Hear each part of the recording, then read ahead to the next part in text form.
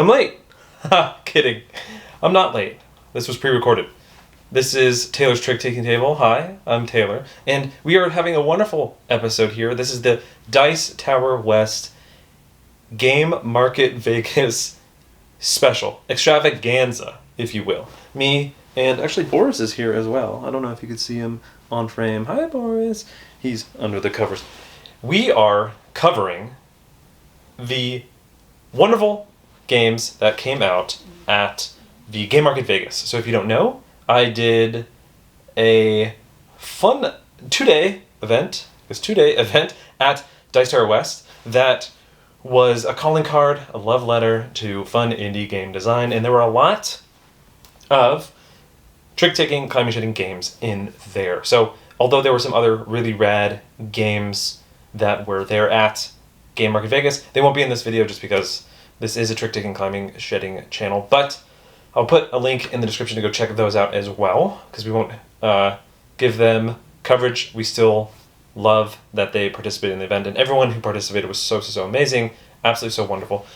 Hey, fully clothed Taylor here, coming out of the shower, interrupting this wonderful video to tell you designer applications for 2026 Game Market Vegas are up now. Check the link in the description because Boris and I have wonderful news. You can apply to be a part of Game Market Vegas at Dice Tower West next year. So send your application now. Say goodbye, Boris. He says good luck.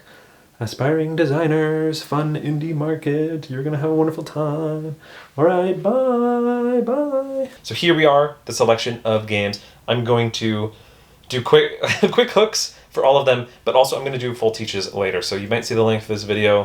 That is why. And then we'll come back here and I'll do kind of like some initial thoughts, just like little quick musings on the games. I haven't had too much time to play them just because there are a good amount and I didn't have too much time to give to all of them, but it was great to play them all in a sample and see such wonderful ideas. So without further ado, let me I'm doing the splits right now because I mean, if you have a pet that sleeps in the same bed, you might know sometimes you will like move your legs to make sure that you don't bother them. So I usually sleep like this, and the cats usually sleep in the middle because they are so wonderful. Okay, so I've gathered all the games, but before I talk about the hooks, I should say this copy of Popular, as you can tell, there's 2 copies here, was so generously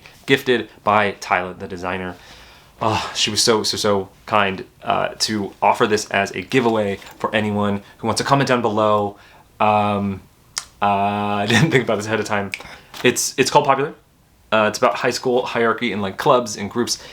So maybe your favorite school subject, whatever you were super interested. I love kind of the niche ones I hear about at certain schools or college or whatever, where someone's like, I think the joke is like basket weaving, or I had a friend at University of Oregon who minored in trampolining. That was cool. It's cool that the college did that. So put in your favorite school subject, and this will go off to you. So thank you so much, Tyler. So kind. And why don't we start with Popular, the hook of Popular, to let us begin this long line of hooks that we're going to do. But so designed, yes, again by Tila, and the hook is it's only 5 to 8 players, which is absolutely amazing. And I'll get into that in the final initial thoughts when we come back after you've played the game. But I love that she designed this because a lot of the times trick-taking games just don't work at above 4. So it's awesome that this one is literally designed not even 4 to 8, but 5 to 8. Like we are hitting that stratosphere of player count, and it works so well. It's so interesting. The hook is you want at the end of the hand to have the same number of tricks as everyone else who got the same number of tricks, if that makes sense. So let's say there's 10 tricks and 4 people. If everyone, or 4 people, I just go off on this long rant how there can't be 4 people, and I use that as an example. Oh, okay, cutting there, we're back. I can't do math. I'm just gonna say it. The hook is you want to win the same amount of tricks as the most amount of people. So if 3 people win 3 and 2 people win 2 and 1 person won 1, you want to be in that group of 3. Oh my goodness. That's the hook. Super fascinating. It'll make more sense when I teach. I'm losing it on the first hook, and we have so many. I'm sorry. I'll go much quicker. So, HotDog is by Cardinal Babakitis, and the hook to HotDog is cards have a hot dog value or a dog value, and then a bun value, and when it's played for lead, it's the hot dog value, but then every other card is the bun value, and the bun value is like this absolute number. So if the bun value, no matter what suit is on the card, is higher than the hot dog value, it wins. So it's kind of like this off lead high card trump, if you can think about it that way, I guess. But the premise is, yeah, cards are multi-use, and then you want to have dog tricks and bun tricks and match them up, because that's how you get points, because you have a hot dog and a bun. That is HotDog.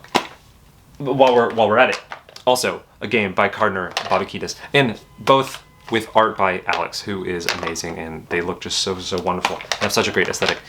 The other game is Numberwang. We're all playing it. We're all loving it. It's Numberwang. So the hook to this one is you will be predicting how many tricks everyone at the table is going to win, but you do that by looking at the hand of what's eventually going to be the player to your right, guessing how many tricks that's going to win, and then you pass it, and then you get the next hand, which will be the person across the table from you. This is a 4-player game. Bidding on that, and then you're going to get the next hand, which is going to be the player to your left hand. You're bidding on that, and then whatever's left, because it always has to math out, is going to be your bid for the hand you get. So you will have seen every card for every hand, and you'll have bid on that. But then, right before trick taking, there is a pass of, I think, 2 cards. So it adds a little bit of like, what? So fascinating stuff, absolutely wild. Sometimes people are working together because they have the same bids that they thought, because you looked at the hand, you're like, that's going to take 3 tricks, and someone else also thought that, so they're trying to help you. Fascinating stuff. So that is Numberwang. Next up, 30 to go. Oh. Disclaimer. I am, well, so I did the graphic design of whatever considered graphic design for this game, 30 to go. It's a game designed by Ben Kearns, and I helped develop it with some friends. So big disclaimer on this one, but I should say, maybe it's not the best to say this in the middle, but all of these are friends, or I've worked on a game with them, or we have just chatted at length at the market, so huge bias. And I'll say that again for the thoughts. Anyway, on to 30 to go. The hook to this one is, it's a mix of, how I would describe the hook is, it's a team-based game where you're playing cards, and the shtick is kind of like American Bookshop or Cauldron 15. Once the trick hits a certain number, then it stops immediately. And the hook is you're trying to defuse a bomb as a team. And so if you hit that number exactly, you've defused the bomb. And the other team's going to take points. You don't want points. And then, but if you blow up the bomb, your team's going to take points. The nice thing about blowing up the bomb is then you can lead a pair, and it's a shedding game. Whereas usually you could just lead a single. So there's like a tempo thing where like sometimes you want to blow up, sometimes you don't. Sometimes maybe you want your partner to blow up more than you, and there's kind of like a communication there. There's also card passing. That's the whole shtick. It's essentially climbing, shedding, hit a certain number, kind of like American Bookshop, Cauldron 15. That is the premise to 30 to go. Already, TrickTacToe by, oh my gosh, the amazing, I know he's gonna love when I say that, Ty James, and art and graphic design by his daughter and wife, Molly and Jesse Edwards. So amazing. This is TrickTacToeACatsGame, and one of the couple of TrickTacToe games, which we'll cover. But this one is, the hook is you are fighting over kind of a battle of TrickTacToe, where the winner is going to place a token, the loser gets a power, something special, and they get to choose where it goes next. And once you get 3 in a row on that battle, then you get to put a token on the war side, and these are both just tic-tac-toe boards. So the whole goal of the game is on the war tic-tac-toe board to get 3 in a row, like tic-tac-toe. If it's a cats game, then it's just whoever has the most tokens out there. But getting back to the battle, so you're playing like a mini tic-tac-toe that the winner, or whoever gets 3 in a row on that one, removes their tokens and puts a piece on the actual war tic-tac-toe. I hope that makes sense. Essentially, trick-taking, tic-tac-toe. The really clever thing is there's a fun hook where you're playing trick-taking, and if it hasn't ended yet, you just take your cards and you give them to the next player, and the other player gives them to you. So you kind of switch hands, and there's some fun like timing on switching hands. That is TrickTacToe, a cat's game. That is also long-time viewers of the channel, watchers of the channel. It's designed by Ty. I've said that, but Ty has TrickyImports.com. So just huge shout out to Ty for also doing Tricky Imports and designing a game, which is so exciting. Also, I should say, some of these games are on TrickyImports.com, so go check that out. Maybe I'll put a list of which ones are and which ones aren't in the description.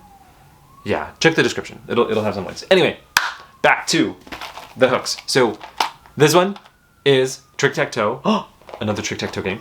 This one is more of a micro game in that designed by Chris Yee of Dice Tower fame. So wonderful, absolutely, just an amazing person. The hook is, he mentions this in the rules, it's like I think it's Le Truc, where there's a little bit of bluffing, and this feels like a micro TrickTacToe, trick-taking version of like Air, Land, and Sea, where you can kind of like concede if you think you have a bad hand, but there's a lot of like, is this a good hand? And I think it adds an ace to this game, where the ace can be high or low depending on the card that is played against it, and it just sings. It's so clever. So that's pretty much the hook. You're playing TrickTacToe, but it's very few cards, very interesting kind of like slight deduction / bluffing of that TrickTacToe. So wonderful. Oh, speaking of Dice Tower, it was at Dice Tower West, which is making a lot of sense. And also, this copy has the Game Market Vegas logo. Shouts out to Hinokin, who designed it. So amazing. But this game, On the Clock, designed by Mike DeLucio of the Dice Tower. So wonderful. Another amazing person. Everyone's amazing. My goodness. So many cool people who were so kind and awesome at the event. And Mike actually sold out first. Humble brag. So On the Clock, the premise is, it's so clever. It's like you'll play the trick twice, and one of them is must follow and one of them is must not follow, and then you kind of add up the ranks, and there's some really clever things you can bounce around with it. Love the idea. This one was not a part of the Game Market Vegas event, but after, a lot of designers came up to me and were like, oh, I didn't know this was a thing. I would have loved to be a part of it. And this person, Luke Parnell, gave this to me and was like, oh, this is a tarot trick-taking game that maybe next year, if it works out, check it out. So I thought I haven't played this, sadly, yet, because it came in after. And one of the really cool things was, I'll just talk about this in final thoughts, but small note, we would play the games after the event, because the event was 2 days, so there was space in between to go play the game. So a lot of times that I played this was actually at Dice Tower West, which was really fun. So that's why I didn't really get too much time to cover this, and I can't cover it in the how to play, but I thought I'd just do a shout out for Three Ravens by Luke. It's really cool that hopefully next year, if this happens, we can get games like that on the billing. Next up, TwilightPeaks by Rick Howe and Brickhouse Games.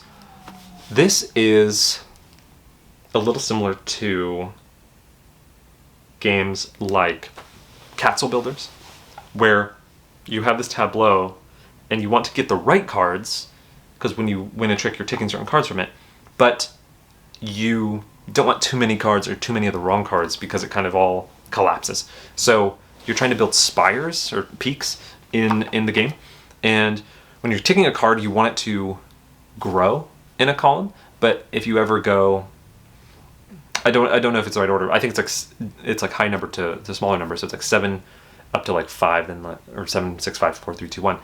So if you take a 7, then you can take like anything higher. So you can take like a 4. But if you then take a 5, it like destroys the peak, right? So the perfect thing is you kind of want to go 7 up to 1. Obviously that won't happen usually. And then at the end, you're comparing peak sizes to other folks. So super, super clever. I love like the flow of it, and the production is really, really, really top notch. So next up, I guess we have 3 games by Matt Ward, who I'll talk about a little bit later, but it was so fun because the second day of Game Market Vegas was like 2 hours or so, and a lot of pitching and stuff. And then at the very end of me and my friend Ben, and then I didn't know until I started playing in the tournament with him, but Matt Ward all went to a Hearts tournament at Dice Tower West. And so it was wild to have like 2 hours of constant describing and pitching and just chatting about your game, and then going to a very competitive Hearts tournament. So that was absolutely wild. But so Matt Ward had 3 trick-taking games and then 1 abstract game, which I'm realizing I grabbed the abstract game and not one of the trick-taking games. So he has 1 game called Omission, which comically and ironically I have omitted here. And he has a abstract, or kind of like a bluffing game, kind of like Block Shot, which this is cool, but not trick-taking, so get out of here! So Omission, which I did not have, the premise is it's a trick-taking game where there's a certain card that would omit the previous card from the trick, and then you so evaluate it. It's kind of the hook there. I'll have for the teach, I don't know why. I do not have it here. Whoops. Even the oddities, where the hook on this one is, you're going to lay out kind of a row for all the tricks that you're going to be playing, and then you want, or like odds, or more important than evens, and then you'll go back and forth and bounce around kind of the strength, I guess, or like the winning value of the cards. I don't know why I'm explaining that strange, but that is Even Oddities. And then finally, we have FieldDay here, which is a 2-player trick-taking game where you have these are all gorgeously graphic designed, by the way. My goodness, Matt. So you have a board here, and players they have 2 meeples in their color, and they're trying to get both their meeples from the start all the way around to the finish. And how you move is you're going to be drafting cards out of the trick, and the rank of the card is where you're going to move one of your meeples next. And kind of like That's Life or Reflexed or whatever that game's called. You have both of them. You can choose which one to move, but you need to get both of them there. So it's kind of like choosing when to move your cards along the path. Super, super, super fun race game, essentially. And last but not least, as you can hear, I'm going to get arrested if this goes any longer. TrekTaking. Oh. This is by Steve 3 Arensberger. So sorry, I can never say any word that isn't under 4 or 5 letters long. I can't talk. So the hook to TrekTaking is there's asymmetrical cards, and I had to pull this out before I do the hook because it helps a lot. But the deck is really interesting. It's very thematic, but the whole game is you're trying to bet on the number of tricks you're going to win, but it's high number that wins, and you can also make trump. And the deck breakdown is really cool and very thematic. So that is TrekTaking. Whew, again, wild. So that is the hooks. And again, these are just the trick-taking, climbing, shedding ones. There's so many other ones. In fact, I didn't even have one because I did a party game. Sound Wavelength Monikers. That was a mix of wavelength and monikers and using sound. Wow, it's right in the title. Good job naming it Taylor. Anywho, thanks so much if you came down and checked it out either of the days. That is so wonderful and so kind. And thanks so much to all these amazing, amazing designers. I am going to go to the table now and explain how this works. And then we'll come back here and we'll do some initial, final, whatever that means, thoughts for some of these. All right, see you there. Hey there, before we go to the table, bride-to-be Taylor here. Thanks, Chris. I will not be doing full teaches of these wonderful games just because there's a lot, and I didn't want this video to be too long. Also, I reached out to the creators of the games, and if there were ways to get them or some news or whatever about their game, I put it in the description below. So, for example, someone had like a forum to learn about when they're doing a second printing or a newsletter or whatever that may be. So check that down below. All that to say, oh, such a wonderful time. Thanks again so much, and see you later. Bye, I'm off to go get married. The deck in Popular that comes in this pencil pouch that comes with pencils, high shoes, and some stickers, classic, as if you are back in school. It is 5 suits, numbered 1 all the way up to 15. Here we have a game of Popular set up for 5 players, so no matter the player count, you're going to set the point stars off to the side. You're going to give each player a special card that says prom court on one side and detention on the other side, and then depending on the player count, you're going to shuffle the deck and deal out a certain number of cards. As you can see here, so for 5 players, we dealt 13 cards to each player. You're going to have left over. Those are just going to be cut, except before you do that, you're going to flip the top card, and that's going to be the trump suit for the hand. So the trump suit is the D&D club, and that can just be set to the side. The start player for the first trick is whatever player was in the prom court in high school. If you don't know, or if no one was, you could just do it randomly. Let's say it's this orange player here. They're going to lead to the trick. And it is a must-follow game. And so coming to this player here, maybe if they lead the blue suit, the other players have to follow blue suit if they have it. So maybe the lion player plays the 4. This player plays the 13. Coming to the pink pen, they play, they don't have anything. So maybe they decide to trump in. They're going to play their 15 of dodecahedron. And then finally, the expo player will follow suit. The highest card of the lead suit will win unless there's a trump. Then there would be the highest of the trump suit. They're going to take the trick and then lead to the next trick. Pretty simple so far.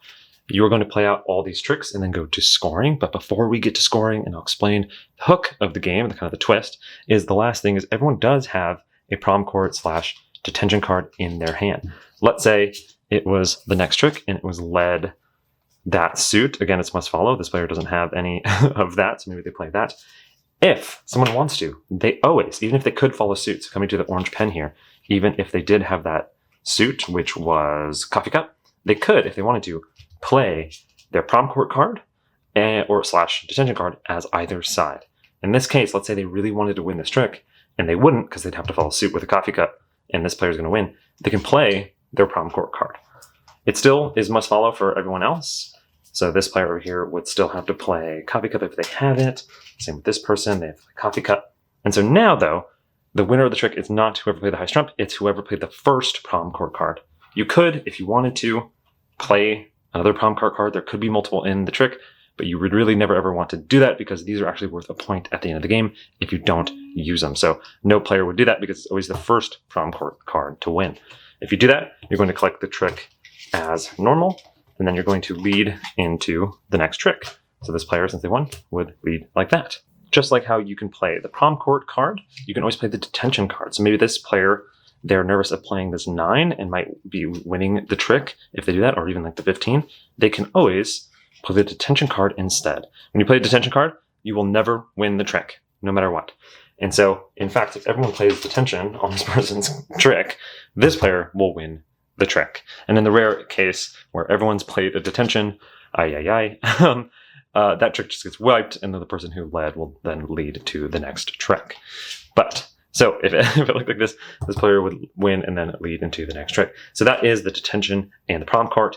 Now let's jump to the end of scoring and teach how that works. Here we are at the end of the round, and how scoring works is you're going to see who took the same number of tricks as you, and you're going to be grouped into groups, and you want to be a part of the biggest group because then you get more points. As you can see here, the Black Expo pen took 0 tricks, but no one else took 0 tricks, so they're all alone in a group of 1, so they're going to get 1 point. Similarly, this orange pen over here, they took 7 tricks, and no one else took 7 tricks. Kind of a lot there. So they're just going to be a group of 1, and they're going to get 1 point as well. However, the pink, teal, and the lion, they all took 2 tricks each, so they're in a group of 3. That's the biggest group, and they're going to get 3 points each. And in addition to that, you're going to get a popularity star for being a part of the biggest group. This is also worth a point at the end of the game, and it's also tiebreak. Finally, you're going to check if a player didn't use their prom court / detention cards. And if they didn't, they're also going to get a bonus point. So at the end, this player has 1 point. This player has 2 points, 1 for not using this, and then 1 for being in a group of 1. This player over here has 3 points for being in the group, plus 1 here for being popular. So that's 4. This player over here has 5. This player over here has 5 because they both didn't use their detention. For the next round, you're just going to collect all the cards, shuffle, redeal the whole thing, get maybe a new trump. Everyone gets a detention prom card back. You always have 1 at the start of a round. And you're going to play 4 runs like that. And whoever has the most points at the end wins. And tiebreak is these popularity stars. If there's ever confusion in the popularity, like let's say multiple groups tie, like let's say these 2 groups up here got 3 each, and then over here, this group got 1 each. As you can see, this player would still score the same because they're in a group by themselves with 5 tricks. Those 2 players are in their group of 2 at 3 tricks each. And now these players are in a group of 2 at 1 trick each. Who's the most popular? It's whoever has the more tricks. So that player would score 2 plus this. That player would score 2 plus their unused detention prom court card, but then they'd also get 1 more bonus point for being a part of the popular, which was 3 tricks as opposed to 1. Again, you're going to play 4 rounds. Whoever has the most points wins, and tiebreak is the popularity stars. And that's how to play popular. The deck in 30 to go is numbered 12 to 0, but on the outsides, there's fewer numbers, like there's only 1 12 and 1 0, but as it grows inside, it gets higher. So like there's 2 11s and 2 1s, or 3 2s and 3 10s, and then it gets all the way to the center here at 6, where there's 7 6s. There's also a -1 variant way to play. Here we have a game of 30 to go set up for 4 players. You're going to shuffle and deal 11 cards to each player, and there's going to be 5 left over hidden for the round. Players are playing a team game where you're going to sit across from your partner, and you're going to play 4 total rounds. At the end of the game, it's the team that wins 3 rounds, or if it goes 2 and 2, you're actually going to go to points, which I'll explain in the scoring in a little bit. The passing in the game is a bit similar to Hearts, where in the first round, you're going to pass left, second round right, third round across to your partner, and in the fourth round, you're not going to pass at all. So players in the first round are going to look at their hand. They're going to pass 2 cards each round to the designated person in the round. So this player will pass left. They'll get 2 more from that player. Then the player who has the player aid with the star is going to start off the game. So in this game, you are trying in a way to get rid of your cards, but also trying not to blow up. It's similar to maybe American Bookshop that we've covered on the channel, where there is a number, 30, if you can tell by the name of the game, of 30 to go, where players are trying not to go over that number because then they blow up. And they sometimes might want to, sometimes not. If they hit that number exactly, they've defused the bomb and the other team loses. I should say the theme in the game is, as you can see from the background of a giant explosion, to rival bomb diffusing teams who are trying to defuse bombs while the other team also is doing the same. So again, we start off with the start player. So what can you play in the game? Well, when you're leading off, you usually and mainly will play 1 card. So maybe this player plays a 2. Then the play is going to go clockwise. So coming to the next player who's on the other team here, they are going to play a card. And so they'll play maybe a 5. And the value is going to keep adding. So players will know that total they have played a 7 so far. This player plays a 6, so they know it's 13. Coming to this player over here, maybe they want to keep it low so they can maybe have it go back to their partner. They've played a 1, so that's 14. This player over here is going to play a 6 to put it to 20, which is a little dangerous because this player right here plays a 10. So if a player plays a card that makes it perfectly hit 30, they've defused the bomb, and the other team is going to take 2 points each. And how you keep track in the game is you can just take the cards and give 2 to each player, and it's kind of just like a stack like that. As you can see, there's maybe multiple cards under here, but all that matters is the face showing. And this is a little bit hard because I'm putting the hands down, but it's cleaner when you're playing the game. And then the player that diffuses it will then lead to the next trick. So maybe they start off with an 8. And so the balance of the game is maybe not playing too high and maybe letting your player be the one on the hammer to be able to play the big number. So right now it's 15. As you can see, it's at 21. So maybe, so this player did not set them up to blow it. So this player right here, they could play an 8 to keep it pretty high, but not blow it up to put it at a 29, or they could blow it up themselves. Why they might want to do that is because if they do blow it up themselves, so maybe they do play that 12 that went over 30, and since they blow it up, each of them, their team, is going to get 1 point. But as you can see, 1 isn't as bad as 2. The cool thing about blowing it up is that you can, for 1 only, if you do blow it up, you can lead pairs. So now you are shedding out. Why that's important is, let's jump ahead to the very end. Let's say a player plays their final card. You're going to finish that trick. So this player over here is out of cards. You're going to go around and around and around until, again, either it hits 30 or it goes over. You're going to allocate points as normal, and then that'll be the last trick. So let's say that trick ended and this other team diffused it. So this team got 2 each. You are going to look at both the number of cards in front of a player and the number of cards in their hand, add that up, and that's how many points they're going to get. Teams are just going to score for their lowest points among the teammates. So this player over here, even though they had 5 and then they had 5, this player over here had a bunch of cards left in their hand. But that doesn't matter because this player over here shed out, so they're only going to get 5 for their team.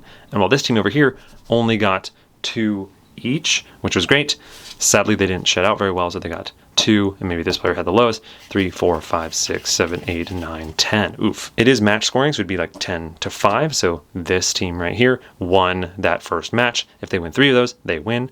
But again, if it goes to 2 and 2, you're actually going to go down to points. So you are going to keep track of 5 to 10 because it could go down to points. After you've played that round, you're going to collect the cards, shuffle, redeal. You're just going to move these to the side. So the lead player is going to be this player here. You're then going to pass a different direction, or maybe not pass at all, like in the 4th round. You're going to play 4 total rounds, unless, of course, one team just wins the first 3 rounds, then they win the whole game. And that's pretty much how to play 30 to go. The deck in Even the Oddities is a standard deck, but you're going to remove the Jack, Queen, King of all the suits at 4 players. And at 3 players, in addition to that, you're also going to remove all the clubs from the game. Here we have a game of Even the Oddities set up for 3 players. So you're going to shuffle the bonus cards, which are double-sided. You're going to put 2 of them up here, and then at 3 player, you'll put 2 down here, and at 4 player, you'll have 3 down there. How it works is, you're going to shuffle the cards, deal 10 to each player, and you're going to be playing 10 tricks, but the hook is, every time it says even, you are going to add 2 to the rank of an even card.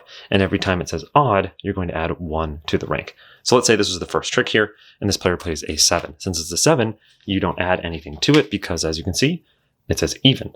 But this player over here, so it's must follow, so they play a heart. They've played an even card, so that's actually an 8. Effectively an 8. So this player, when they play a 4, that's actually a 6. So this player up here is going to win the trick. And they'll collect it and then lead to the next trick. But if it looked like this player would have been the one effectively playing an 8, and these 2 players would have been playing a 6 and a 4. And if it looked like this, where this player played the 8, and if there is a tie, the win actually goes to the second matching card. So it'd be this player here. After a trick is won, you're just going to always move this forward. So you're just going to keep moving this forward as you go. So flow like this is going to continue until one player gets 2 tricks. If a player gets 2 tricks, they're going to claim one of these bonus tokens. So maybe this player has won their second trick. They're going to grab that one. If a player gets to 5 tricks and there's still a bonus out there, they can also take it. So maybe this player took the first 5 tricks, or at least that player got 1 or that player got 1, but then this player got to 5 first. They can take both of them. But if this person takes 2 and then maybe this person takes 2, they'll take that one. The goal of the game is to either get 3 tricks, because then you're going to get 3 points, or get 0 tricks, because then you're going to get 4 points, and then you're going to add whatever bonuses you got. And then the whole goal of the game is to get to 11 points. You're going to keep playing hands like this until someone hits that, and that is how you play Even the Odds. I should say aces in the game are 11s. The deck in Numberwang is 4 suits numbered 1 through 13. Here we have a game of Numberwang set up for 4 players. So each player is going to get a card denoting who they are. You're going to shuffle and deal 13 cards each player, and then give one of the player's cards to the next player in line. So this is going to be the yellow player's hand, and that's denoted by the card here, but also the yellow player here. The players are going to be given a sheet and a pencil to write down their bids. And how it works is the player is going to be looking at the hand of cards. So this player is looking at the green player's hand first, so green, and then they're going to look at yellow, and then purple, and then themselves, which is me. And so looking at the green player's hand here, purple is trump, the purple suit is trump, and there's some high cards. Maybe they're going to take 3 tricks. So you're going to guess 3. They're going to pass that along. All players will be doing bidding at the same time, so then everyone will be passing along the cards. Now this player has the yellow hand, and they're looking at it. They're like, maybe just 2. And then they're going to look at the last player's hand. This has a good amount of trump in it. Maybe they think 5. And what's interesting is there's 13 cards, 13 tricks. Your number has to equal 13. So this player bid 5. They bid 10 total. So that means this hand that they're eventually going to get is forced to take the final 3 tricks. After that happens, players have now bid all of their stuff. They can put this card down, or they can put their designated card down. Then they're going to pass 2 cards in the first and third round. They're going to pass to the right, and in the second and fourth round, they're going to pass to the player to their left. And once they're done passing, now they're going to start trick taking. Now, the goal is, and you're going to keep this hidden, you're trying to make sure that all these specific players hit their goals. So you want yourself, in this example, to take 3 tricks. They want the purple hand to take 5, the yellow to take 2, and the green hand to take 3. Jumping ahead to the end here, maybe that isn't what happened. Maybe it was 4, 2, let's say 4, and then, sure, 3. Why not? So you were close, but not all the way there. How scoring works is it only matters if you hit the bid, but the points you get are dependent on how early you bid on that. So notice you bid on green, you got green wrong. You're not going to get any points on that. But as you can see here, yellow, you bid, they got 2, they got 2. That is going to be worth 2 points. If you got first right, that would have been worth 3 points. If you got the third one, which was purple, right, that would have been 1 point. Then for your own hand, you're going to get 1 point per player that missed their bid. So maybe looking out here, only green got their bid. So you in green would get 2 points each. So that's 1 round of Numberwang. You are going to go the other way now. So you're going to start with purple, then yellow, then green, then you. And you're going to do that 2 more times each, remembering to pass different directions. And then whoever has the most at the end wins. You're going to write the total score in that spot here. And that's Numberwang. The gorgeous deck in TrickTacToeACatsGame is made up of 3 suits numbered 1 through 9. And they're filled with all these wonderful cats. My goodness. Here we have a game of TrickTacToeACatsGame set up for the 2 players. So you're going to shuffle the cards. You're going to deal 12 cards to each player. You're going to have 2 cards set aside for the kitty. You can put it next to the kitty spot here. You're going to deal 1 card up here face up as the current trump suit. Then you're going to get the War Zone card with the cat over here, put it in the center. Then you're going to set up the battle zone over here. As you can tell, this is a 3x3, 3x3. They're 2 kind of trick-tac-toe boards, if you think about it that way. This could just be random, and you will have the 8 powers, and then in the center is this kind of blank spot. You're going to put 3 tokens of each player in there. You're going to put the battle zone cat in there. You're going to give everyone, there's only 2 players. You're going to give each player their color in tokens, and then you're going to put the cat nip token there. Whew! So how this game works is you are going to be playing tic-tac-toe through tricks over here, and then once you get 3 in a row over here, you're going to put it over here. And then you win the game by getting tic-tac-toe over here. Again, there can be cats games, and if that happens, it's whoever has the most points over here. So how do you place? Well, it is trick taking. For the very first trick, players are going to simultaneously put a card face down. They're going to flip it, and whoever has the highest number will be the lead player, and the lowest number is going to choose where the battle cat goes to start with. So this player who played the 1 maybe puts it here, and then the player who played the 8 is going to be the one to lead the first trick. Players will have their own individual discard piles, so you don't actually collect the trick like that. You will just be always putting it to the discard pile. So the player down here, 1, they're going to take us away. Maybe they lead the ball of yarn. It is must follow, so this player over here will follow suit with this. They play the highs of the lead suit, and there's no trump of stars yet.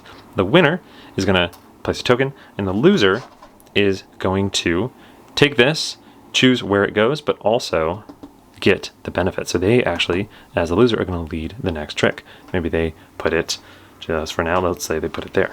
Again, players aren't going to be collecting tricks, and usually the winner would lead to the next trick, but since the loser had that power, they're going to lead to the next trick. So maybe they lead with a 9. Coming to this player here, they lost. So this player is actually going to put a token there. this player who lost gets to exchange with the kitty. So they look at this. Maybe they want to exchange that for whatever reason. And then again, the loser is going to choose. Maybe the loser wants to go here for moving any marker. And then the winner is going to lead to the next trick. Maybe they play the 4. And maybe this player loses again. So again, the winner is going to place a token. This is move any marker, which is going to start getting spicy, where this player can move this marker here.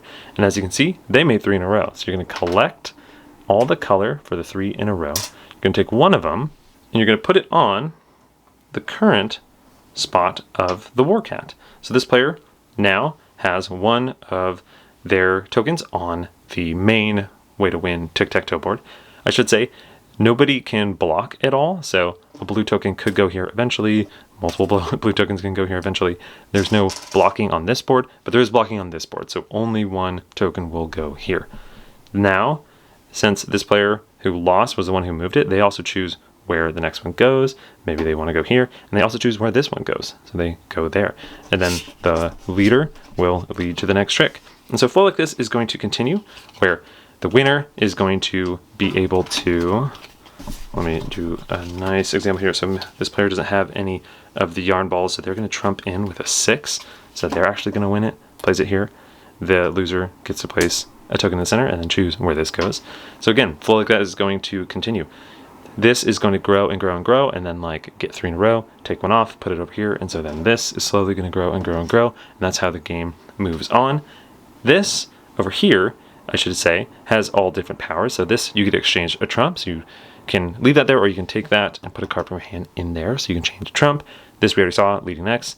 This adds a marker into the center location, which is awesome. This one is you pass any card, but you get your opponent's strongest card, which is their highest trump. And if they have no trump, one of the highest of their other cards. This one here, move any marker, we saw exchange with the kitty, we saw. Last one is catnip. You take the catnip, you just keep it in front of you, and whenever you want to, you can, you can throw it.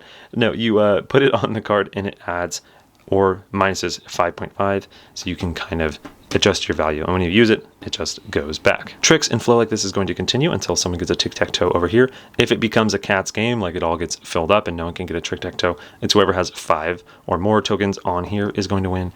And I should say, when you run out of cards, interestingly in this game, really cool thing, so let's say that was like the final trick, you will collect the trick, and all you'll do is you'll take your deck and pass it to the next player. So you actually swap decks in this game, an interesting thing, and then that is your hand for the next round. Pretty slick. And that's how to play TrickTacToeACatsGame. The deck in TrickTacToe is 10 cards, and it's 2 through 7 in black, and then 8, 9, and 10 in red, and then an ace, which is special and we'll get to later. Here we have a game of TrickTacToe set up for the only 2 players. You're going to shuffle the deck. You're going to deal 3 cards to each player.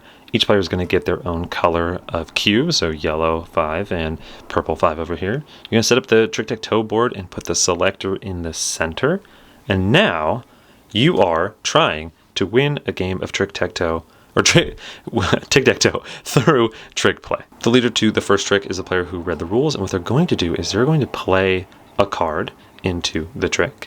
And what they want is to win the trick, obviously, but the interesting thing is that the players don't know what each other have, and it's a little bit of like a bluffing game. So that person led a 7, this person is going to play the 3.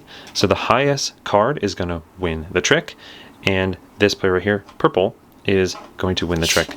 And that is one of the 2 that they need to be able to win this battle and place a cube. After a trick, either player can concede if they want to, and what that does is it lets the damage of that round of play be a little bit less. But we're not going to do that for now. I'll show that in a little bit. So the winner of the trick is then going to lead to the next trick. Maybe they play that. This player here is going to win. Ooh la la, it's tied 1-1, and they play the ace, play the 5. So the ace in this case is just a 1. So this player over here, the purple player, has won 2 of the 3. They're going to place their cube there, and then they're going to choose where to go next. So maybe they go there. You're going to take the cards and shuffle them. You're going to deal each player 3 more cards, and then again, the winner of the trick is going to lead. So maybe this player here plays the 10. This player maybe plays the 4. So same thing is going to happen. Maybe now this player over here is like, oh boy, I don't think I have the greatest hand. I'm gonna concede. If you concede, the player who didn't concede is going to place the cube, but the nice thing about conceding is the player who conceded gets to choose where this goes. So if they didn't concede and it played out, it probably would have played out like this, where that person goes like that, and then this player down here would have gotten it anyway. This player here can choose to go here, which would be a little spicier and push the end game, but since this player conceded, they actually get to choose where it goes, and maybe, looking at their hand, they don't feel the best, or maybe they do feel the best, and they do want to go here to block it. So conceding just gives you the option to choose where the pawn goes, which is great for TrickTacToe, as you can probably guess. How you win the game is by getting 3 in a row. So let's say it was here, and this purple player won 2 of the 3 tricks, they would place it there, and they would win. If that didn't happen, and then it kind of bounced around, like there was some blocking, and some classic TrickTacToe shenanigans, as you can see here, like that would win it. But if we have a cats game, trying to make a cats game here, it's whoever got 5 of their pawns out. In fact, when you get 5 of or cubes rather, your cubes out, you win. The last thing to teach is this wonderful ace card here. What it does is it loses to all the black suited cards, but it beats all the red suited cards. So it's kind of this somewhat amazing, sometimes really dinky card, and you don't quite know what it is. But that's the wonderful bluffing tension of the game. And that's how to play TrickTacToe. The deck in FieldDay is 4 suits, numbered 1 through 6, but there's 2 copies of each card. Here we have a game of FieldDay set up for the only 2 players, so each player is going to get dealt 4 cards. You're going to have a card flipped face up here. That's the lead suit for the trick. You're going to have a draw pile, and then you're going to use the rulebook, which is really cool, as a map from start to finish. Each player is going to get 2 pawns, so there's going to be a yellow player and a black player, and they're trying to get their pawns, it's a race, all the way to the finish. They need both of them. That's how you win the game. But how you move is through trick play and drafting. So let's say this is the black player here. The lead suit is this black, and the trump suit is the horseshoe. You can always trump if you want, but you must follow black. So they could, if they want to, play this horseshoe instead of following suit. This player over here is going to do the same. They have to follow suit or play horseshoe. They're going to follow suit first. Finally, this player does have to follow suit, so they do have to play that one. Coming to this player here, now they can play whatever they want. Maybe they want to save their trump and they just want to play offsuit that too. So the person who won the trick, which is highest of the trump suit, if there's no trump suit, highest of the lead suit, but there was.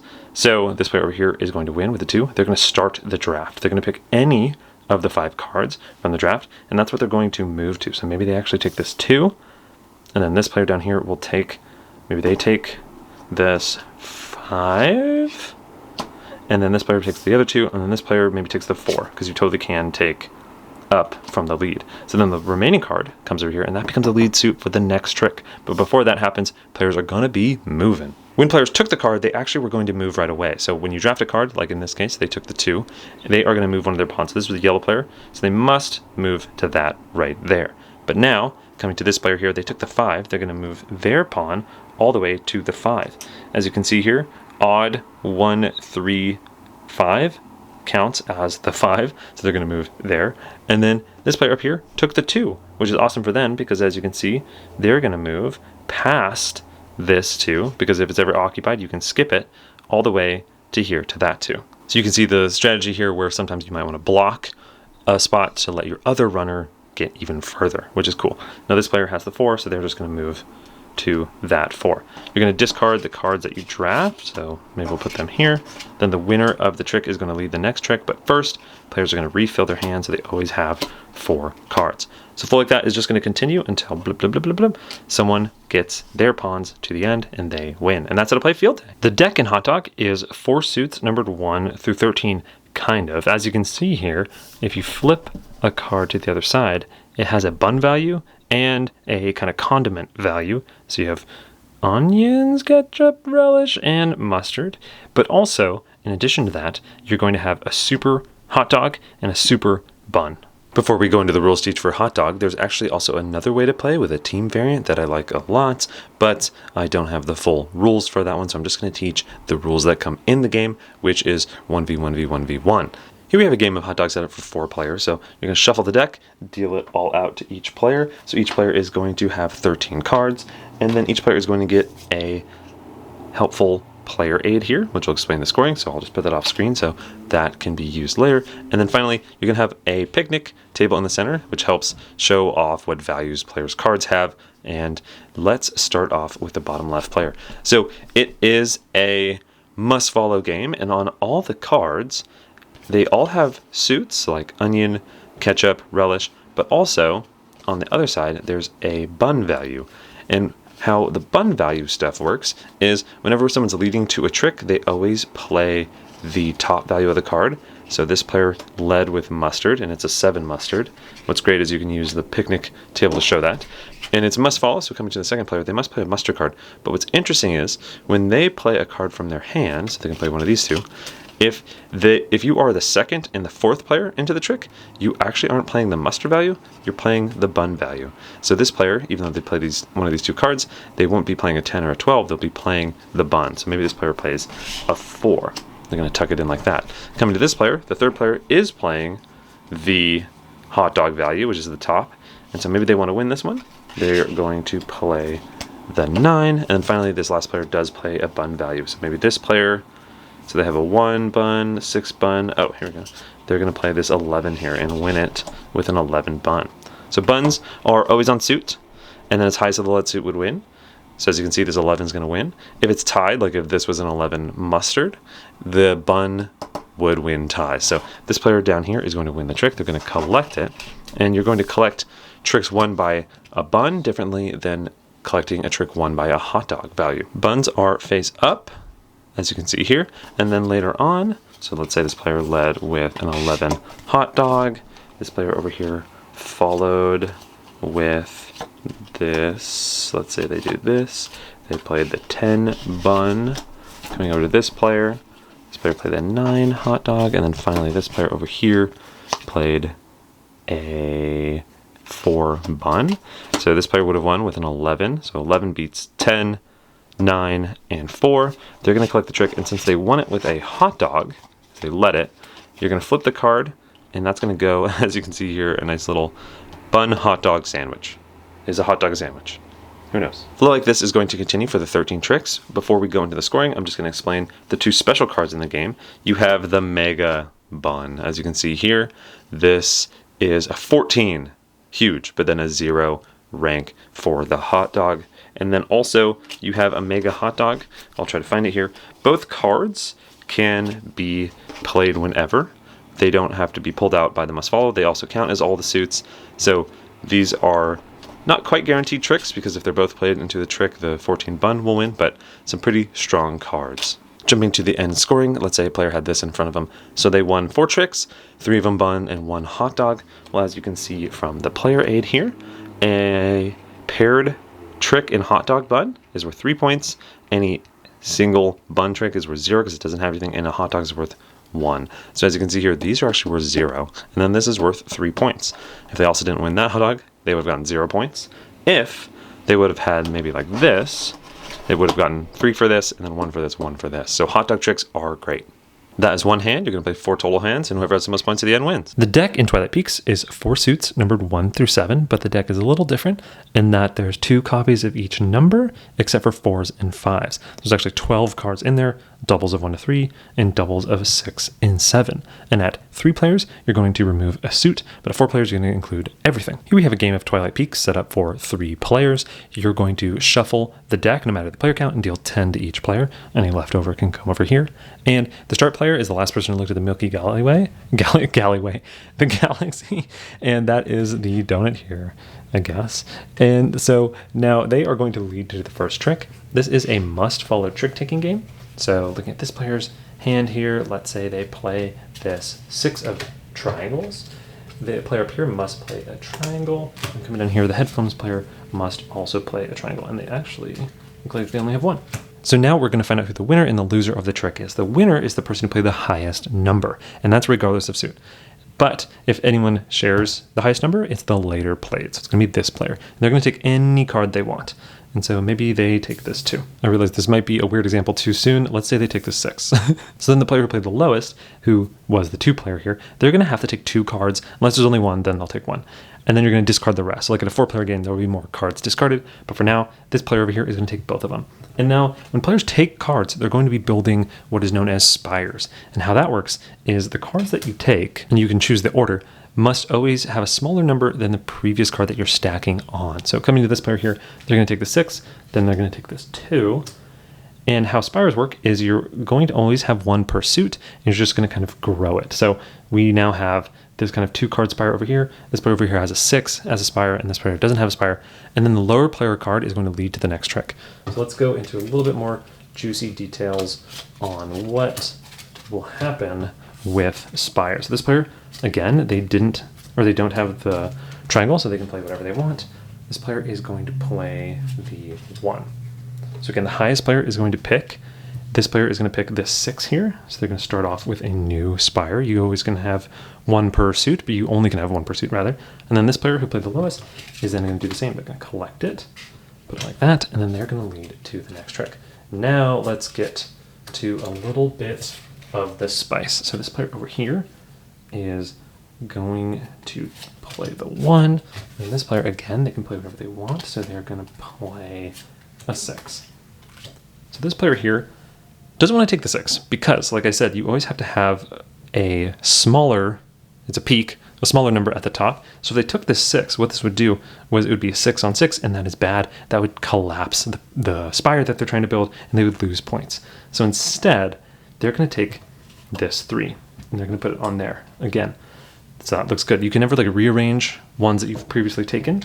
So if you do take 2 of them in the future, and you would have like, in this case, this player would have actually taken a 6, which would have collapsed that spire, which would have been bad. The player who put the lowest would have taken 2. They would have taken these 2. They can't like move this 2 to put it here and then here, because that's a, if you can't see it, that's a 3, 2, 1. So if they would have taken this, they would have had to collapse the spire, maybe by taking that 1, and then start a new spire with that 3. But going back to this example here, this player actually took the 3. So that goes on there. That's their spire. This player over here had the 2 on the 6. And so now this player has to take this. They're going to take the 6 and the 1. So they're actually doing perfectly fine. This player over here could have messed them over by taking that 1, because then they would have had to take the 3 and collapse their spire. But this person over here didn't want to be mean.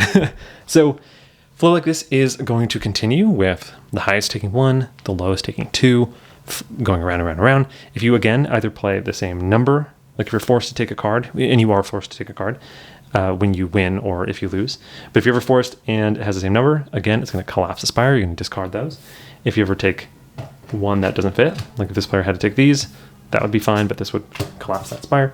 So you're just going to slowly win and lose these spires, unless you're good at the game, and then you're not going to do that. So at the end of the round, when no one has any more cards, you're going to look at all the spires that are in front of you, and you're going to compare to other players' spires in the same suit. How you compare spires is you're going to look at the die pips on the bottom here, and you're going to add them up. So as you can see, the lower number in rank, it actually has a higher pip value. So the 6, 2, 1 actually have 1, 4, and 5 respectively. So this player has a 10 value spire, this player down here has a 7 value spire, and this player over here has a 4 value spire. So whoever has the most will actually be the one to get a point, which are like these gold dust pieces. And you're going to do that for all of them. So then they'll compare the circle spires. This is 1 and this is 1. So if it's tied, they're both going to get 1.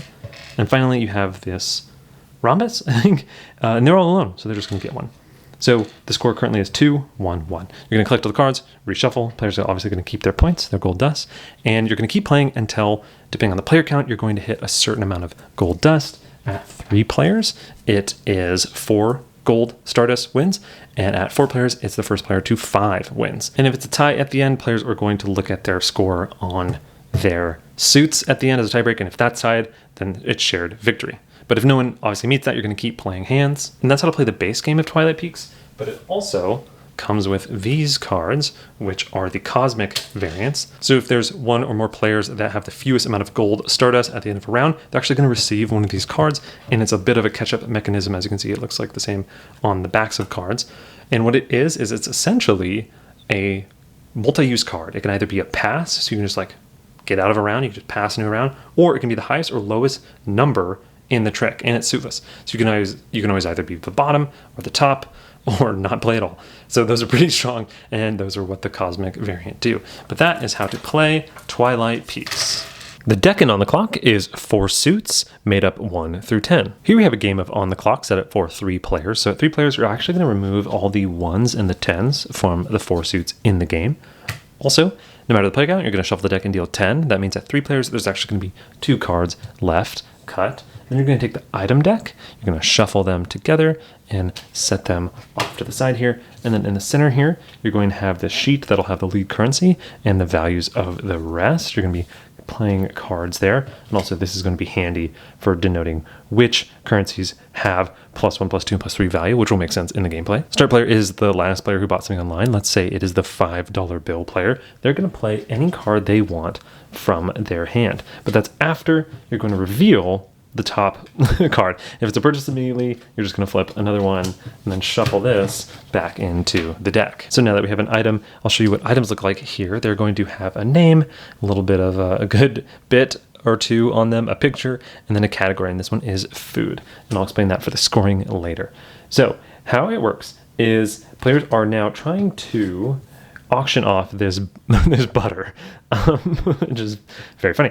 So then this player will lead first into the trick. And again, they can play whatever card they want. So say they lead with a $, so a 5.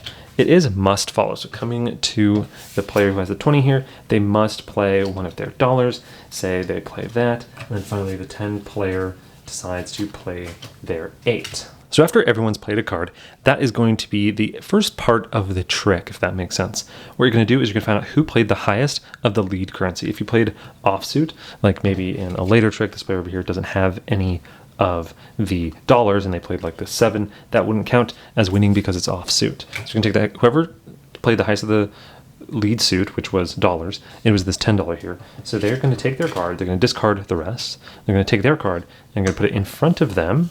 Just was handy that it looked like that. They're going to make it look like dollars. And then now we're going to go into the sniping portion of each trick.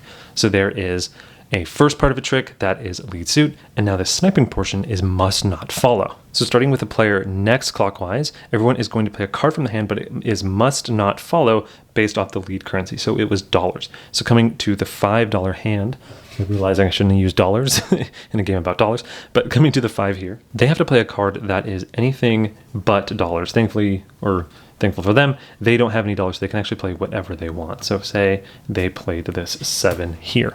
So coming to the 20 over here, they can play anything but yellow or blue, so they can't play those. So it's just these reds and greens. Say let's play this 9. I'll put it up there. But if a player didn't have a card, like if there was a 4th player here and they only had yellow, green, and blue, then they can play whatever they want, but they're not going to be valid to winning and sniping into the trick. But once everyone's played to the must not follow portion, it's going to come back to that player who played into the lead currency, so who kind of won that first portion of the trick. And now they have an option to add to what they played, but it must be of the same suit as the lead currency. So they can play this 7 or the 6. Let's say they played the 6. So now that we're done with the sniping phase, we're going to see who actually won this real butter. So over here, this player, the 20, they had played the green, and notice because of the way this card is set up, since the lead currency was dollars, the yen, the green, has a +2 value, so they played an 11. Over here, this player played an 8 because it was +1, but this player over here played an 8 plus a 6, so they played a 14. So they're going to win this real butter and put it into their scoring area kind of in front of them. If this player didn't have that, like let's say they didn't have any more blue and they couldn't play to here, then this player would have won, and then they would have taken the real butter instead. And it says, if on the clock player, who was the player who was leading, had their bid sniped, they may take one of the cards that the other players played to go into their hand for a future turn. So say it did look like this, they didn't get to add anything, they could take this 9 and put it into their hand. Then you're going to discard this, and the player who won the item would lead to the start of the next trick. After, again, you're going to reveal a new card and do that first and then second phase over again. If on the top of the deck was a purchase it immediately card, what you're going to do is you're going to flip the next card, and this is just going to be purchased immediately, meaning the player who's leading, so let's say this player is going to lead into the trick, it is still a must follow, but in this case, you're not going to have a sniping phase, so each trick, or that trick specifically, is not going to have 2 rounds, it's just going to have 1. So in this case, it's just going to be highest of the lead suit that's going to win, so it'd be this player with the 10 down here. And there are 2 of those in the game, and if the card you flip after a Peaches purchase it immediately is another purchase it immediately. Just gonna set it aside, flip that, and then shuffle this back into the deck. So you're gonna play tricks like that are gonna be like must follow portion and then a must not follow portion. With the sniping, you can go back and forth until whenever a player has 2 cards in their hand at the beginning of the start of a trick, so the first part of a trick at the on the clock phase, then they will stay to the table. This will be the final kind of trick or turn, and after that's resolved, then the hand is going to end. You're going to play 3 total hands that way, and at the end you're going to go to scoring, which I'll explain in a little bit, and each subsequent hand, the player who won the previous item is going to lead at the start of that hand. Here we are for final scoring. So how it works is each item counts as 1 point. So down here this player would have gotten 4, this player would have gotten 2, and this player gotten 5. But you also get bonus points for each complete set of items. For fashion, home, and food, you're going to get an additional 2 points. So that would be an additional 2 points for this player. And also, each set of 3 identical items counts as another 2 points. You can only count each item once. So coming over to this player here, like that would be an additional 2 points, but you can't be like, this is also another 2 points. So this player over here got 5, plus those 2 for 7. Down here, this player got 4, plus the set for 6, and this player only got 2. So the person with the most points wins, and in case of a tie, the person with the most total items wins. If that's still tied, share the victory. And that's how to play on the clock. The deck in Rock, Paper, Scissors, Goat is made up of rock, paper, and scissors suits, but also the goat suit. And it's ranged from 1 up to 13. And there's also a half, which has a lock, which cancels trump, which I'll explain later. But it's always 1/2 higher than the previously played card. It's lead, it's 1/2. And then finally, you have the Black Sheep card. Here we have a game of Goat set up for 3 players. I'm going to teach the basic way to play. There's variant ways to play, like with lives or different hand sizes and stuff like that. But this will just be the basic way. How it's going to work is you're going to shuffle that deck. You're going to deal 11 cards to each player. Each player is going to get these 2 cards that have fronts and backs. The goal of the game is just to hit your bid 3 times. When you hit a bid, you're going to flip and get a point. So if you hit your bid like this at the end of the hand, you're going to flip and you have 1 point, which has a different chart, which I'll show off. And then if you hit your bid at the 1, you're going to go to 2. If your bid at the 2, you've won the game. You're the greatest of all time. So everyone starts on 0 here. And how the chart works is you're going to be putting a card from your hand on either the A, B, or C side. And depending on the rank of that card, and where you put it, either A, B, or C, is going to be your bid on the number of tricks you think you're going to win. Let's see how that works. So you are going to bid in turn order, starting with the left of the dealer. Let's say this was the dealer. So this player over here is going to look at their hand. They're going to pick a card from it. And they have options. You know, they have the 5s, the 1s, but you're also going to get rid of a card. So maybe this player wants to get rid of the purple to be short-suited early. So they really want to get rid of this 10. Well, looking at the chart here, they can put this 10 on the A, B, or C side. If they put it on the A side, notice it's 10. A, 10 is 0. So if they put that here, they're going to try to take 0 tricks. That's their bid. If they put it up here on the B side, they think they're going to get 1 trick. And they put it over on the C side, they think they're going to get 6 tricks. So, woo, it's a little spicy. Maybe they don't think that. They're going to put it on the B. So that player thinks they're going to get 1 trick. Maybe this player wants to bid with, okay, the sheep. Let's say they actually try to bid with the 9. And the 9 going in the A spot means 1 trick, a little farther away. Hopefully you can see that. And then finally, this player here, maybe they want to get rid of this yellow, which is the 7, and they think they're going to take 5 tricks. So they're going to put it on the C. So now players are going to play trick taking, and they're all trying to hit their bid. And how the trick taking works is it's must follow. So let's say this player led with a 4 of rock. So coming over to this player here, they could play 13, or they could play this plus 1/2. This card is always 1/2 higher, and it cancels out the trump. So we'll show off how that works later. Maybe they just play a 5, and then finally coming to this player here, they follow suit with a 7. They could play the Black Sheep card. You can always play this whenever. And what this card does is it beats any trump card, and trump in this game is the goat suit, but it always loses to other ones. So this player, maybe they didn't really want to take that trick because right now they're only trying to win 1 trick. They could play that in and lose that trick, so then that player would win.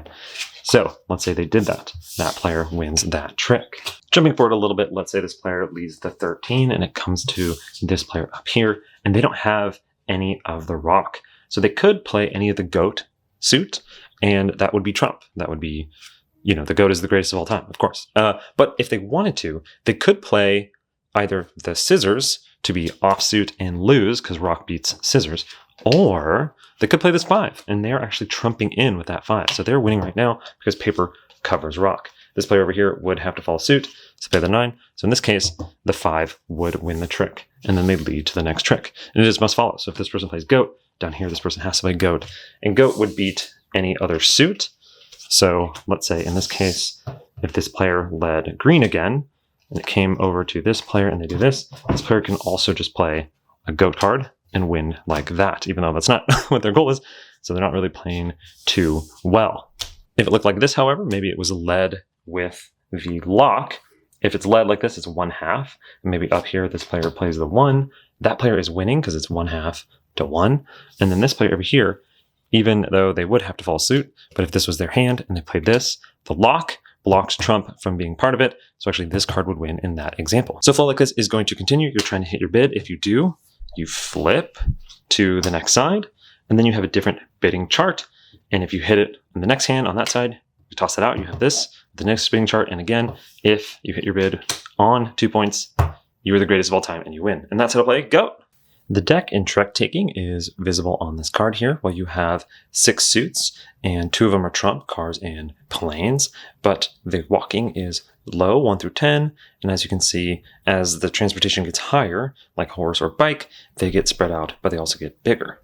Here we have a game set up of 4 players, so you're going to shuffle the deck, you're going to go 9 cards to each player, and then starting with the dealer, they're going to bid on the number of tricks they expect to win in the hand. And then in turn order, players are going to finish bidding. Then starting with the dealer, they're going to play 1 card face up into the trick. They can't play a trump suit at the start, but any cards second or on into the trick can. So if this was the dealer here, they can't play this plane, but they could, if they wanted to, maybe play this 9 of walking boots. When it comes to subsequent players, they must follow suit if possible, but they could always play trump. Sadly, this player doesn't have any, so they must play this 7 of green here. And coming to this player here, they could, if they wanted to, play any card because they don't have that on suit. Maybe they play this 18, so they're off suit with the horse. And then finally, coming to this player here, again, they could play this 10 or 5 or whatever, but they are just going to follow suit with the green. If you only had trump in your hand when you're leading to the trick, then the next non-trump card is going to set the suit for the trick. If you win a trick with a non-trump card, you're going to collect it. You're going to put it on top like that, and you've won 1 trick. If you won with a trump, like let's do that example again, where this player decides to play their trump card, like maybe that's 20 here. You are going to collect the trick and put it face down because you won with a trump card and then lead to the next trick. So then at the end of the scoring, you're going to see if you hit your bid. All the tricks won, whether they're with a trump or without a trump, are going to count toward your bid. If you hit your bid with a 0 bid, you're going to get 30 points. If you matched your bid and it was 1 or more, you're going to get 20 points. And if it was a bid of more than 0, you're also going to get additional points depending on the scoring your Trek tricks, which I'll explain in a little bit. If you miss your bid by 1, there's some leniency, but if you miss your bid by 2 or more, you're actually going to get 0 points. How the additional points work, like let's say this person bid 1, they got 1. They're going to look at their trick here, and they are going to look at the lowest number in the suit of the Trek suit with the card that they won in, and they're going to get that many bonus points. So as you can see here, it was a 1 with a 9 of the walking suit. So this is off suit, so you don't consider it for the additional points, and the lowest was a 5. So 9 minus 5, you're actually going to get 4 additional bonus points for winning that trick if you hit your bid. Since this player won with a trump, they don't get any additional points. And let's say this one trick that we just looked at actually was led with horses, and all the other players play off suit. Then what's interesting is there's a 0 here, so it's going to be 15 minus 0, so 15 additional bonus points. That's the rough flow of the game. You're going to play 4 total hands, and whoever has the most points at the end wins. There's also a 2-player autonoma that I will let you discover on your own. And that's how to play TrekTaking. Hey, welcome back, and this is initial lightning round thoughts. Again, huge grain of salt. These are friends or people I've worked with or both, or just the kindest people that I spent obviously some time with. So huge grain of salt. Take everything I say with a gigantic grain of salt. And again, check TrickyImports.com for some of these games that may or may not be on there. So that is so exciting. First and foremost, let's talk about Tila's wonderful, wonderful game. Popular, the game of high school hierarchy. So first and foremost, it comes in a pouch of just the funniest, amazing contents of like candy or like a pencil. I mean, it's a pencil pouch. So I just absolutely love when we talked about this with Ryan's game, Ryan Fond, and his game was about sandwiches and stuff, so it came in like a Ziploc sandwich bag. Similarly here, this is a pencil pouch because it's high school and it's school and stuff like that. And I just love, I'll have some pictures as I go of the just amazing booth presence that was at Popular. And everyone did such a great job. I'll include a bunch of pictures of people's booths. But this one, sorry to be biased, but it was just like top notch. There was like a gachapon. There was amazing kind of like borders that you would see like on the corner of a wall, like at a school that had like some school-ish theme and like a wonderful tablecloth. And my goodness gracious, Tila knocked it out of the park. But to the gameplay, super clever. If you've seen before on the channel, we've covered Collusion, where it's like a 4-player game where you want to have the same number of tricks as someone, but you can talk about everything, you can say whatever you want, and there's a bunch of tricks, and you can kind of, I think the whole shtick with that one is like it's open communication is the shtick. It's a parlet game. And super fascinating, super awesome. There's also Colluding or something. I'm blanking on the name. There's a 3-player version of that game too. So this feels almost like that, but for 5 to 8. But I think what's amazing about it is with that higher player count, it kind of just sings because you know mathematically you want like 1 or 2 tricks depending on the player count. But you don't really need that like collusion part. You actually are like reading the table and like reading your hand and seeing how things go. There is moments where you're just like, let's take 2, and like you try to get to 2 or something and push that limit, and that's really, really fun. But it feels so great with the theme, like trying to be a part of the club and having that influence what people talk about, because people are like, hey, should we go to 2 or should we stick at 1? Like, is 1 club the best, or 0 club? Should we all stay at 0 and make someone take a bunch of tricks? Like I just love the theme and the gameplay. It's one of the, like, people talk about thematic trick-taking games being hard, but like, my goodness, this knocked it out of the park. My only thing is I think we kind of treated it as a one-hand game later on, because I think you can, so the whole point about being popular, and maybe this is really thematic, but one person could just get so hosed because they could be the one that take too many tricks or like not enough tricks and be the only one not a part of the group, which is the point, and just get like no scoring. And the catch-up's tough because like everyone gets a bunch of good score. So if you ever take a round where you just don't have where you're not part of the popular club, you will very, very not win. Which again, maybe like Monopoly, that is gameplay through, or sorry, lesson through gameplay and feeling. So I would say one-hand game just because it feels so bad, but maybe multiple hands to really get across the point of how bad clicks are. Oh man, love it. So wonderful. So thank you so much, Tila. Check this out. I think it is on TrickGameBoards.com. Next up, we have On the Clock by Mike Delisio. Love the concept of must follow, then must not follow. Super, super, super clever.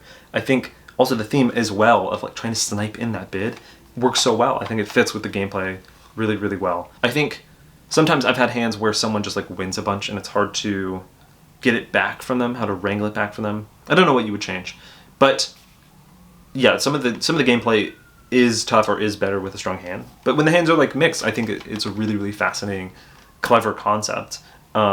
So something I've never ever seen is combining 2 types of may and must, and that I'm remembering at least. Like may follow, must follow, and then, or like in this one, must follow and then must not follow. Love the concept. It's one of those games that once you play, you're like, oh, like your brain gets opened up into like all the possibilities that can happen, and it gets so interesting. It's almost like opening up a new wave of really cool things you can do with trick taking, which is what I absolutely love. So this is exactly what I love to see from like a game market, and I'm so excited. And congrats, Mike. Super, super, super clever. Super, super, super awesome. On to one of the 2 TrickTacToe games, Chris Yee's TrickTacToe. I personally can't get over how amazing these rules are. Not only do they have the side common terms, which is so helpful, like if you don't know what a trick-taking game is, but also on the very back, he has a certificate of awesome trickety. Awesome ticketicity. Oh my gosh, I can't. But it's pretty much like, thank you for buying this silly game that I made. But I absolutely adore it. There's so much to love about this. It's again, just these games are just everything I love about getting out there and just like making a game and oh my goodness gracious.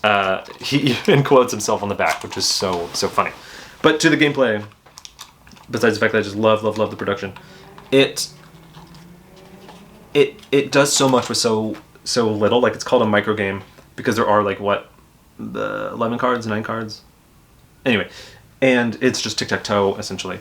But when you get dealt 3 cards, you get, what is that, like 25% of the information, or 27% or 30, depending on what the math is.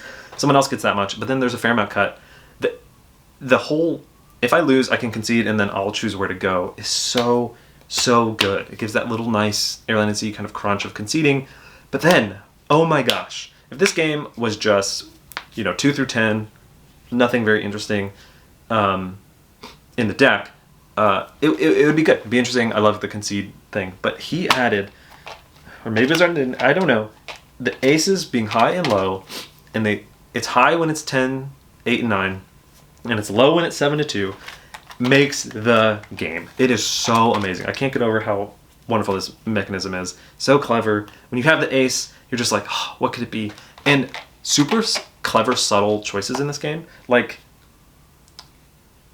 there's times where the hand, I could have won if the person was leading the second trick, but I was leading the second trick, so then they have all the choice of whether to spend their really high card or not, because that ace is, it's kind of like the spy in Stratego. It's sometimes good, sometimes bad.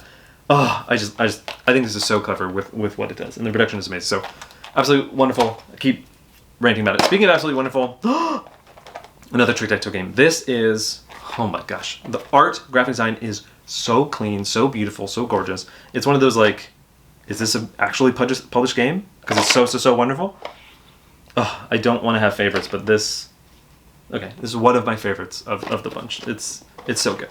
They're all really wonderful, and I shouldn't say that, but this, from the production to the gameplay, is just. But anyway, anywho, TrickTacToe, a cat's game. You can do so much with mitigating a good or bad hand. You can change trump. You can look at the kitty. You can bounce around to like lose bad tricks and still do well in the game. It's so interesting. There's no such really thing as a bad hand. The one that you give a card to them and they have to give you their strongest card. Like, there's so much balance for losing in this game. It's wild. And then on top of that, like, even losing can move around tokens to set up 3 in a row. There's so much fun timing and pacing in the game. I remember talking to people, and I've mentioned this when I covered Fishing by Freeman Freeze. That one has the gameplay, the trick play is like not the most interesting, and just because I think it's more of like a timing game, which is still cool, and I like the timing element of it. But it's like, I don't know why I would play Fishing if I could play this game where the timing of it is just more interesting, and you can do whatever you want with your hand, and it has really clever things, and it looks gorgeous. Oops. It's hard to say. I think this is absolutely wonderful, so clever. I think there's some things I would want to do with like the choices of locations, and maybe like new locations to always change it up. But overall, I think absolutely wonderful. Ty knocked it out of the park, and so did Molly and Jess. My goodness. Okay. Sorry. Next up, let's talk about FieldDay. I had a blast with this one. This one is so cool. I love that the racing mechanism. I've loved it in That's Life or Verflux, where you have 2 pawns. When do you use them? How do you use them? And they block, and they can move along in such interesting ways. And the patterning of the map itself is so clever, and it's very gorgeous. I think I'm a masochist to where I think my only tweaks would be there's almost like too many cards to pick from, because there's like you play 2 each, and then there's also 1 set aside. I think that's fine, because I think it leads to a cool mechanism where the 1 left over is what is set up there.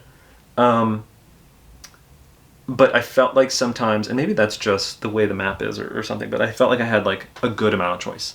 And me and the other player were just like, okay, yeah, we'll take this, and it always kind of worked But maybe that's just part of the game being like, oh, if everything feels like a good choice, then which are the best choices? So I just need to spend more time with it. But really clever.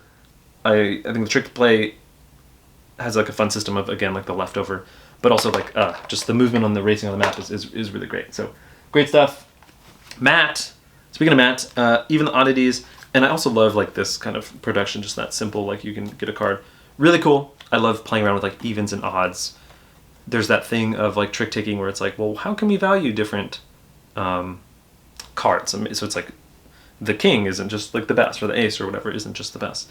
And then we talked about TrickTacToe, like, oh, the ace is good sometimes. And then I love like evens and odds being good at different times. Zooming in, here we are at the final five. We'll start off with TrekTaking. I like that all the suits are very thematic on their splitting up, and also really fun production detail where the rules themselves are on the cards and on like the numbered backs of the cards, and then the backs of those have the player aids. So really clever multi-use there. I like that it's numbered. You kind of are trying to evaluate your high cards, and I think the flow itself, you're like, oh, well, actually this win or not is a fun take, and like the bidding I think brings it home. So super solid trick taking game. Here we are at HotDog. Oh, absolutely love the art. Alex just destroyed it, killed it, wonderful. This, I love the scoring. I think we've talked about how that there's that fun type of scoring where you want to do two different things and then they'll kind of work together. We're going to cover a game later, that Duel, that has that, where in that one you get points for taking the last trick, you takes points for taking the most tricks, but then if you do them both, you get more points. Or short Zutsu, right, where the number of times you take a trick are points, but then offsuit, that kind of sandwiching is a point. So this also does that, where it's like hot dogs are a point, buns are a point, and you kind of want to mix that. I've noticed getting hot dogs as tricks is very, very hard. So I don't know. I don't know if I'm just bad at it. But it was usually like someone, or like one or two people would win like one or two dog tricks, and the rest would be like bun tricks. But I love that concept of the scoring of the matching. And it's also super thematic and super fun. And it looks absolutely gorgeous. Then, Numberwang. This one, woo-wee, so fascinating. I think I got the most people coming up to me bringing up Numberwang, I think, at the con. I think this got played a lot. So a lot of people came up and were like, Numberwang. And I was like, oh, Numberwang. So that concept of just like bidding on everyone's hand, and not really drafting, so you don't take anything, but like passing it clockwise, and then seeing if you can get it right is so clever, and it works so well. It's one of those things where I always talk about like, oh, bidding's tough for intro players because, you know, it's hard to evaluate your hand. So again, I don't know if this is this is like almost not the best intro trick taking game, but I think it's so fun when you bid the same as someone else and then you're trying to hit that, and it's like a semi-cooperative game. Planning to bid what you're going to get after is so clever and so interesting. I think the only thing I would change is like you pass two cards after you know everything. Maybe I want it just to be one, because sometimes you do all this like fun bidding, and then two cards that can like really radically change what you expected the hands to be. Other than that though, it's super, super, super fascinating. Next up, TwilightPeaks. I love the drafting. I think it's so clever how it grows, and I like that it's all comparative. So it makes you care about what other people have. And also the production is so nice. Like, I didn't expect to open up in the box to have like such shiny components, because I think I played a really early edition that Rick showed me. So I love the look. I love the flow. It's one of those things where drafting cards from a trick and like building a tableau can still have really interesting kind of tweaks. And last but not least is 30 to go. So again, worked on this one with Ben and with my amazing friends Alex and Shay. And the start of it was Ben wanting to design a game around that love of cribbage and counting. And if there's one thing I know about cribbage, it has a lot of counting. And I think hitting a limit and trying to not hit a limit and kind of that tension there is really, really fun. So after some iterating and some rumination and thoughts, I think the idea was how to play around with trying to not to hit a number, but also like in a team-based setting. So hitting a specific number and having it diffuse was great. And we wanted that tension of like you're always playing into your opponent and not knowing if they could hit it or if they got forced to go over. And so it became a game of like kind of memorizing what they have or seeing what they did last time, bouncing it around, sometimes hitting it and trying to shut out as quick as you can. I'm trying to incentivize that scoring where it's like, sometimes I do want to blow up the bomb. But I think the fun of the game is when you lead, on average, you're playing around like an 8 or 9. So the next person's playing around an 8 or 9. Then you're kind of getting close. And then the third person could play an 8 or 9. So that means when it gets to the fourth person, it almost like perfectly will diffuse around there at 30. So then the question becomes, do you want to play lower when you're not having your teammate on the hammer? And you're kind of trying to push that tempo to where you're maybe always on the hammer or you're always making decisions. And so there's flexibility in the numbers to be like, oh, maybe I'll lead like a 1. So the next person, if they lead like a 5, then it's almost as if I led a 6, right? So then it's all about the timing of when to put someone in the hot seat. And when they are in the hot seat, if they're always going to have those numbers to diffuse. So it's interesting that it came from a love of just like cribbage and partnership and stuff, and some hearts, because it's a little avoidance in that way. But it became like a very interesting, subtle timing nuance game. And it was also fun to look up some old art and do the graphic design on this. So this was all from old, looking through the archives of like super old public domain free use art and finding ones that were like bomb related. So that was really fun on like a graphic design side. That is it. That is all the games. Again, thank you so much for everyone who designed a game. It was, for a lot of folks, their first or second design game. So I just love people getting out there, coming up with wonderful ideas that seriously were all genuinely fascinating. So it was so fun to play. And also at Dice West, just doing it to where we had 2 days, and so folks would sell their game the first day, we would play them in between, and then sometimes that led people to be like, oh, I want to go get this game the second day. So it was really fun. I hope that maybe at other indie markets there's like that level of like, yeah, let's go play them as well, because it's cool to come up with a game, but it's also really fun to sit down. And we sat down with the people who designed it and we would all play each other's games, and it was a really fun atmosphere. So that was wonderful, and thank you so much if you showed up and came. I'm hoping this happens next year. And also there's a bunch of other amazing game night markets. There's like Indie Game Night Market at PAX Unplugged, Game Market West in California somewhere. And then what I've heard is there's one, I think, at PAX West. And there's just a bunch popping out. So I'm so excited. They're so wonderful. It's just so awesome to see people seeing that, hey, making a game isn't, too terribly hard, or like getting it produced rather. I mean, the idea and playtesting and stuff is, could be tough, but it's really fun to see people make their first game and get their ideas out there. It's just so wonderful. So thanks so much. Hope you have a game and you make a game, because it is so rewarding and so fun. So catch you later. Bye.